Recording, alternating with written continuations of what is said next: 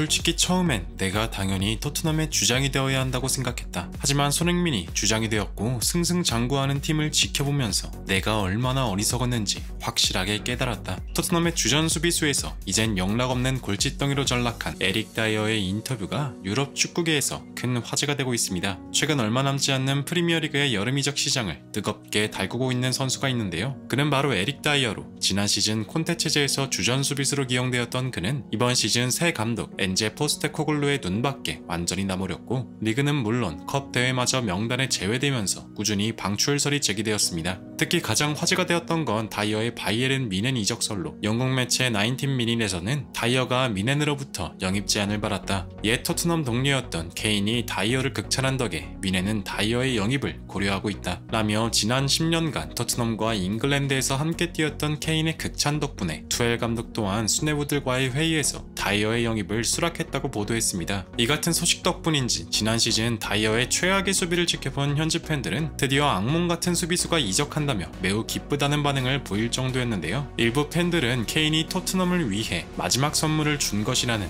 우스갯소리까지 떠들 정도였습니다. 특히 이전에 다이어는 손흥민이 주장으로 선임되었을 때 노골적으로 불만을 드러낸 이력이 있기에 하루라도 빨리 그를 방출하기를 바라는 팬들이 대다수인 상황입니다. 이러한 가운데 토트넘의 수비수 에릭 다이어의 인터뷰가 눈길을 끌고 있는데요. 최근 한 스포츠 매체와 인터뷰를 진행했던 다이어는 이번 이적설과 관련된 내용들과 손흥민 주장직 선임과 관련해서 다소 답변하기 꺼려운 질문을 주로 받았는데요. 하지만 놀랍게도 다이어는 예상과는 달리 손흥민이 주장으로 선임된 후 달라진 토트넘을 보고 자신의 행동에 대한 사과를 표하면서 손흥민이야말로 팀의 주장에 어울리는 진정한 월드클래스라고 답변해 인터뷰장을 뒤흔들어 놓았습니다. 전세계 축구 팬들을 깜짝 놀라게 한 다이어의 마지막 메시지 더 플랜1에서 자세하게 알아보겠습니다. 드디어 얼마 남지 않는 프리미어리그의 여름 이적 시장, 역시 그 하이라이트는 뭐니뭐니 해도 이적 시장의 데드라인 데이일 텐데요. 이적 시장의 결과에 따라 시즌의 성패가 갈리기 때문에 모두 눈에 불을 켜고 이적 마감일까지 쉴 틈 없이 일해야 합니다. 토트넘도 예외는 아니었는데요. 현재 토트넘의 숙제는 잉여 자원들의 방출로 지난 시즌뿐만 아니라 꾸준히 실망스러운 경기력을 보여준 선수들이 다수 있음에도 아직까지 이렇다 할 방출 소식은 들려오고 있지 않은데요. 현재 축구 분석가들이 보고 있는 토트넘의 방출 대상자들은 요리스, 다이어, 은돔벨레, 산체스,